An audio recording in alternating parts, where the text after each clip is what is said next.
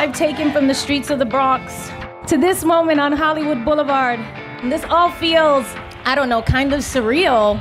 I just wanted to be good at what I did. I wanted to be a great actress. I wanted to be a great singer. I wanted to be a great performer, to share the joy of entertaining you. This is Hollywood, with the mecca of entertainment around the world. It all starts right here. This is what it all comes down to. It all comes down to your family and working hard to love and protect and do everything that you can to make your family and the ones you love, their lives better.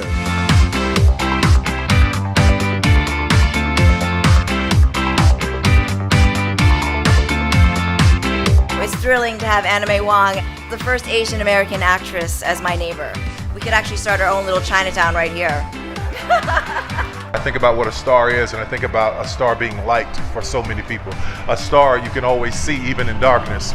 So my hope is that anyone in this town whose dreams may be on life support, I want you to walk past this star in particular and know that I've been there. This one in particular is for the underdogs.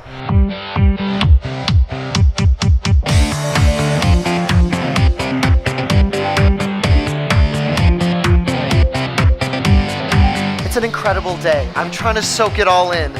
Here's the thing about these Hollywood stars. They're permanent. What is a legacy? It's planting seeds in a garden you never get to see. Well, we get to see this star every day on the corner of Hollywood and Argyle.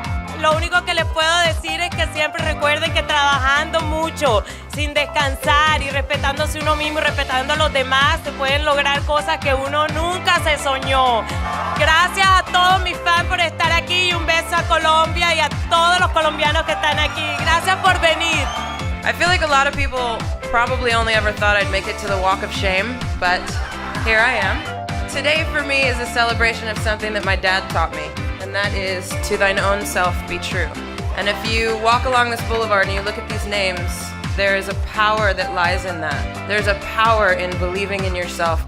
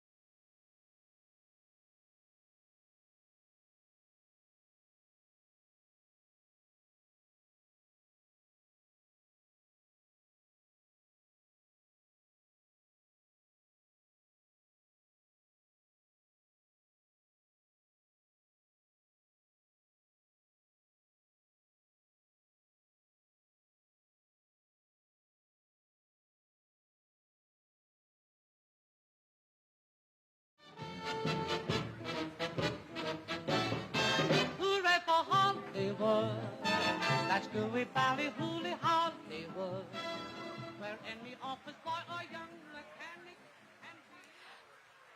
Good afternoon. My name is Lupita Sanchez Cornejo, and I'm chairman of the board of the Hollywood Chamber of Commerce. It is my pleasure to welcome you to the Hollywood Chamber of Commerce Walk of Fame ceremony. The Hollywood Chamber has proudly hosted the globally iconic Walk of Fame since 1960. The Chamber transforms business and improves the livelihood of community. Today, we are celebrating a business that transforms us. That's show business. Show business is a unique blend of art and entertainment. It is beyond entertainment. It elevates and inspires us all. That is why we are here today, and it's why we are so proud to host you at the Hollywood Walk of Fame. Before we start, I'd like to give a shout out to our fans watching around the world on our live stream presented by our media partner, Variety, as well as all of you for being here today on this rainy day. Today, Hollywood posthumously honors Ray Liotta with a 2,749th star on the Hollywood Walk of Fame in the category of motion pictures. Let me tell you a little about our honoree. With more than 60 feature films to his credit, Ray excelled at diverse and challenging roles in both comedy and drama. Born in Newark, New Jersey, Ray studied acting at the University of Miami before landing his first role on the soap opera in the role of a nice guy, Jerry Perini, on Another World. Over his career, Ray starred in many of the most notable films of our lifetime, including Something Wild, Field of Dreams, Goodfellas, Copland, Hannibal, Heartbreakers, Blow, Smoking Aces, Wild Hogs, and No Sudden Move, among others. In TV, he starred in Shades of Blue, ER, Smith, Hannah, and most recently, Blackbird, which is released posthumously. Throughout his career, Ray won many awards and accolades, including Primetime Emmy for his role in ER. We have two speakers here to say a few words about Ray. Our first speaker is a well-known actor. He has starred in films including Rocketman, Robin Hood, and Sing. He recently worked with our honoree on the Apple TV Plus limited series, Blackbird. Please welcome to the stage, Taron Egerton.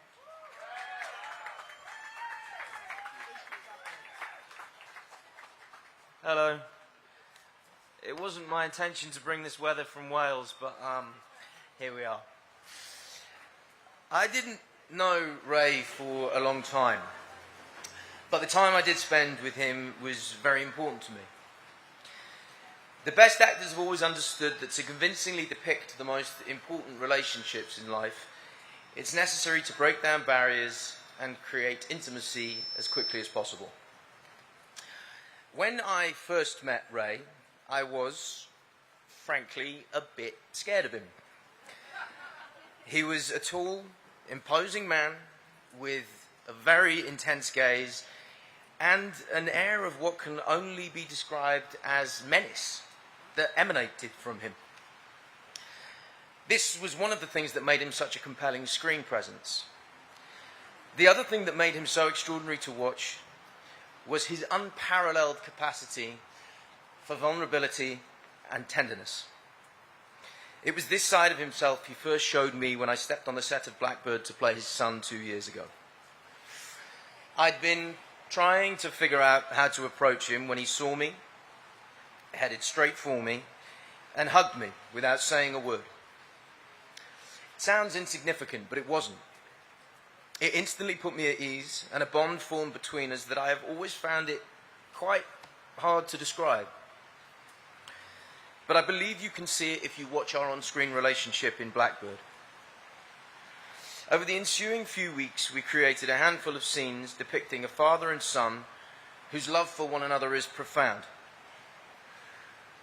When I watch those scenes, I know they are the best acting of my career. That's because of Ray. It's because he was that kind of rare artist who brought all of himself to his work. All of his intensity. All of his vulnerability. And in the case of our show, all of his love. I was deeply inspired by Ray. He was the epitome of an actor's actor. No bullshit. All about the work. Didn't suffer fools. And most importantly, he made everyone around him better. He elevated the work he was a part of. One of my last texts to him was a congratulations for his stellar performance in our show. He responded by saying, "You made it easy to love my son." Ray Liotta, you made it easy to love you back. Thank you.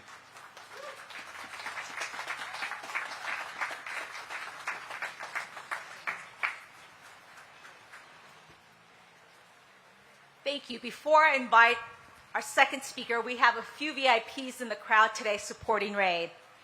Ray's fiance, Jason Natolo. Ray's sister, Linda Matthews.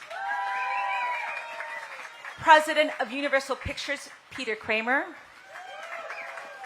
Actor Alden Ehrenreich.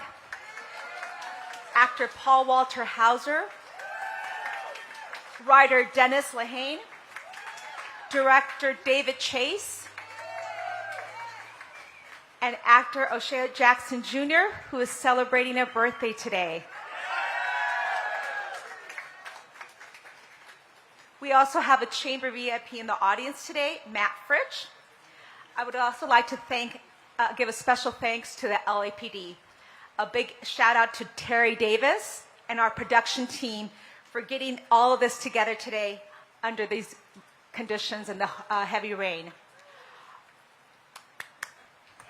Our second speaker is an actress and a filmmaker. She has directed movies including Pitch Perfect 2, Charlie's Angels, and her most recent film, Cocaine Bear, starring our honoree, which comes out today. Please welcome to the stage, Elizabeth Banks.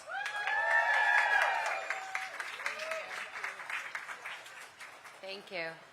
Hi, good afternoon.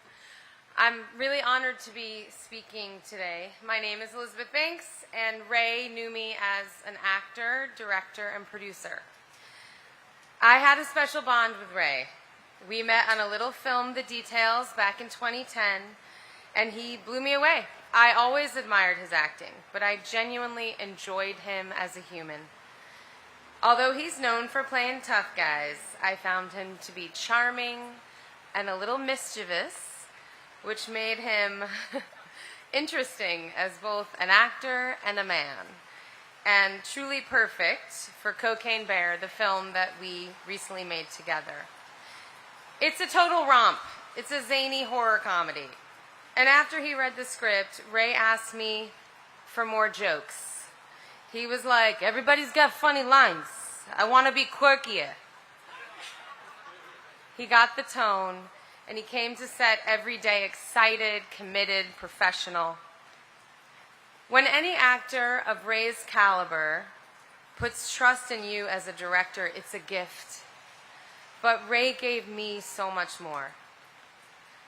There's an apocryphal story about Betty Davis that taught me pretty much all you need to know about the actor-director relationship. And the story goes like this. On the first day of a new project, Ms. Davis would come in early and sit at the head of the table. And if the director came in and took another seat, she knew she was going to walk all over him. But if he said, "Oh, I'm so sorry, Ms. Davis, that's my seat. Why don't you sit next to me?" then she knew she had a boss and they'd be off on the right foot. Ray was kind of like Betty Davis. He had little tests because he was not interested in suffering fools who didn't know where to sit. And I absolutely love him for that. There was no tricking Ray into doing anything, no cajoling. You could not BS this man. Just be straight, know your role, earn it. You see, I had been told by a big Hollywood producer that men like Ray wouldn't follow me as a director, that I couldn't direct action because of that. But I know where to sit, and Ray knew I did. So Ray's respect for me as a director, as his boss on set, meant everything to me, because if you can direct Henry Hill, you can do fucking anything in this town. And the emphasis is his, because god dang it did he love F-bombs. I'm very grateful Ray Liotta blessed my life, because I will carry the confidence he gave me forever. Ray had a great time in Ireland where we made the film, and when I think of him there, it's not on set. We all lived in a small town, Dalkey. It was just south of Dublin, and it had one main street, Castle Street, because there was a castle on it, along with, shops and pubs. And one night I was in a shop, and I spied him out the window. He was on the street, arms linked with JC, his fiancée, carrying a doggy bag, obviously walking home from dinner. And that is the image that I carry of Ray in my mind. Arm in arm with a woman he loved, smiling, probably a bit flushed from wine, in a place that he found really special. Because here's the crazy thing. Ray always thought he was Italian and Scottish. But he's adopted. By the way, the Italians, they really love Ray. So I hope this isn't too disappointing. On his last day of filming, he gave a rap speech to our crew in which he told us that he'd recently discovered through a genealogy thing that he was actually 85% Irish. And then he emotionally praised our crew and brought tears to people's eyes. That's the tenderness that Taryn's talking about.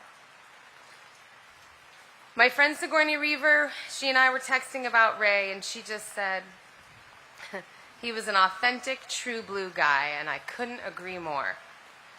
I'm very proud to have been in his company. I'm heartbroken he isn't here enjoying this with us, laughing at this rain. But I'm grateful to the Chamber of Commerce for marking this spot with his name, and I am grateful I got to hug Ray a couple weeks before he passed, and I got to show him our zany movie. And boy, am I grateful that he laughed. And he said, good job. Thanks.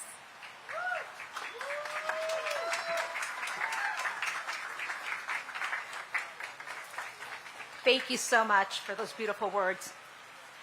I'd like to invite Ray's daughter, Carson Liotta, to the stage to accept a star on behalf of her father.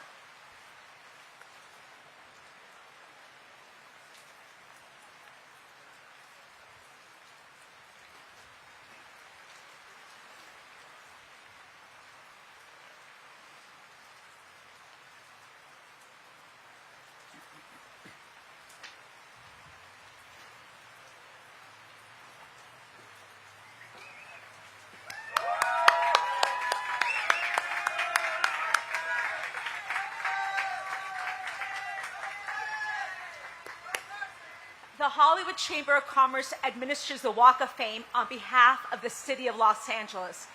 On behalf of Los Angeles City Council Member Hugo Soto Martinez, I'd like to present a beautiful resolution.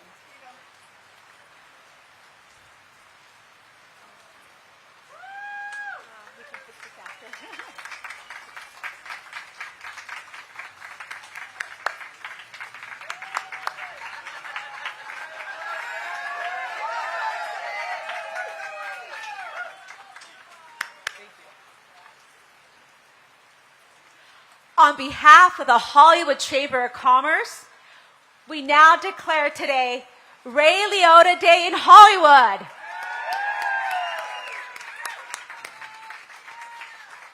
It's my pleasure to invite Carson to say a few words.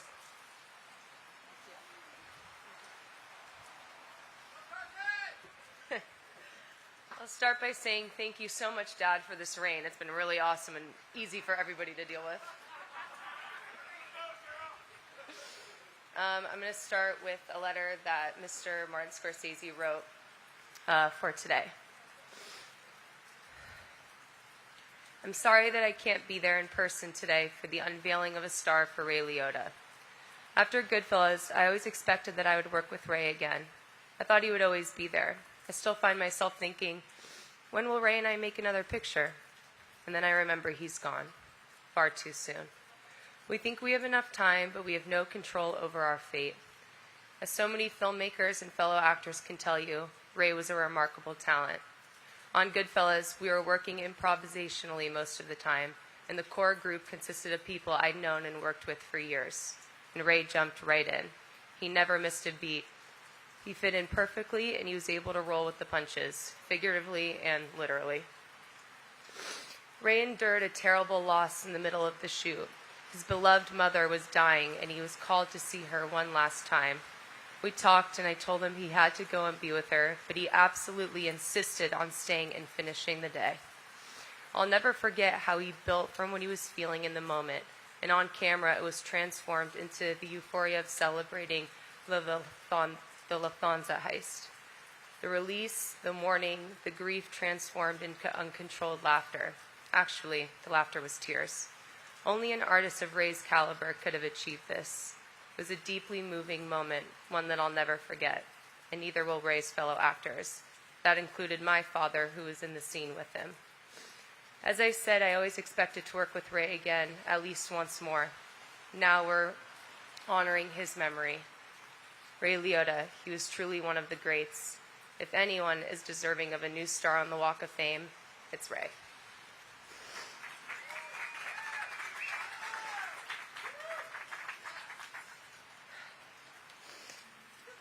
Now this is from me. I want to thank Universal, Elizabeth, Taryn, my dad's amazing team, Beth, David, Brett, Jennifer C., Jennifer A., Nikki, and Warren. I want to thank JC, my dad's fiance, and our beautiful family. I'm so touched to be accepting this honor on behalf of my dad. I couldn't be more proud of him. He was a one-of-a-kind actor and the best friend, brother, and father anyone could ask for. I lucked out with you. If you have a Ray in your life, you're lucky. I love you so much. I thank you for your work and the imprint you left on me and all of those who love you. Everyone deserves a Ray in their life. Thank you.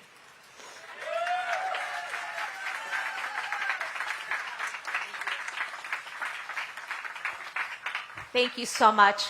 It's now time to unveil the star.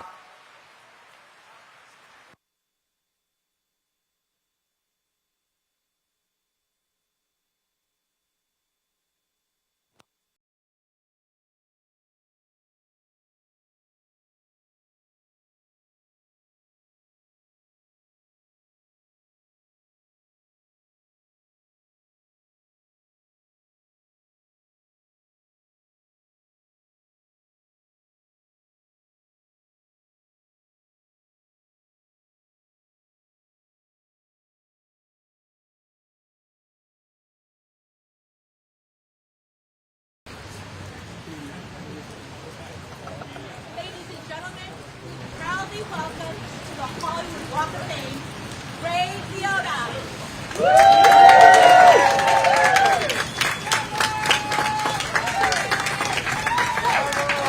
Straight ahead, please. Straight ahead, right to center. Okay, look at this. Bring it on. What do I do? One arm out.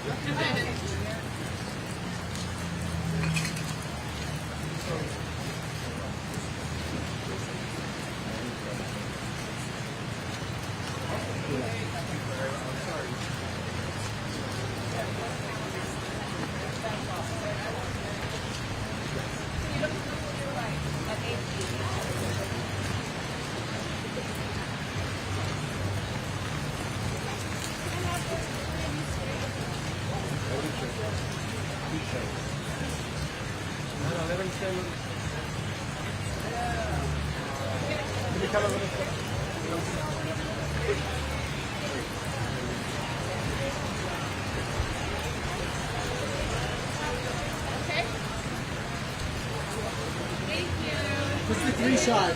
Straight ahead, everybody.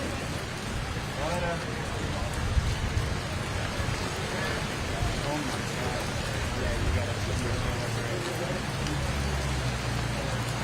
Okay.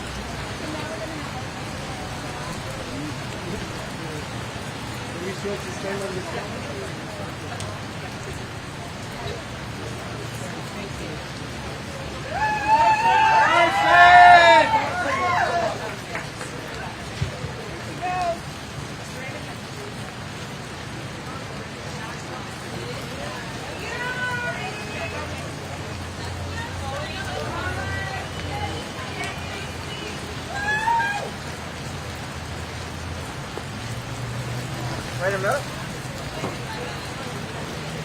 Over here? We'll just slide it to the other side. Slide it to the other side so we can see it.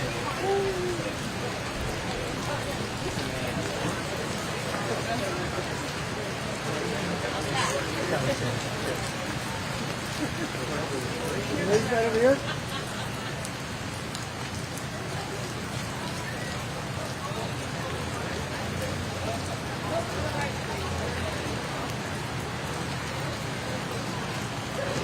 To the left, please. Look to the left. Look to the left, please.